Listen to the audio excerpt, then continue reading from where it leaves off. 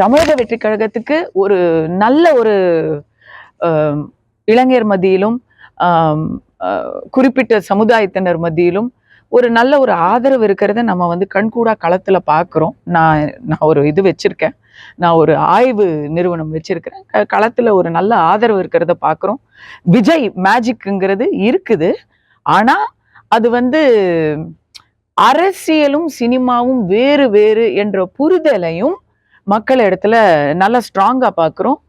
ஆட்சி மாற்றம் வேண்டும் என்றால் கூட்டணியில் இருக்கக்கூடிய எதிர்கட்சிக்கு மட்டும்தான் போடணும் அப்படின்னு ஆட்சி மாற்றத்தை விரும்புபவர்கள் சொல்றதையும் பார்க்குறோம். நான் விஜய் ரசிகன் தாங்க, ஆனா எனக்கு வந்து ஆட்சி மாற்றம் வேணும், அதனால நான் வந்து ஓட்டு செதறாம இங்கதான் போடுவேன் அப்படின்னு பேசுறவங்களையும் நாங்க பார்க்குறோம்.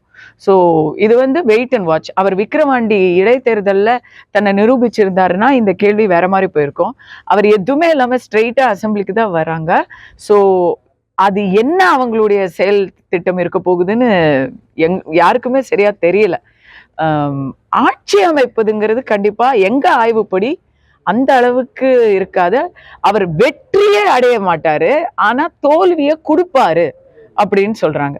அவர் ஒருத்தரை ஜெயிக்க வைக்க முடியாது, ஆனா ஒருத்தரை துவக்க வைக்க போறாரு, அது கன்ஃபார்ம்.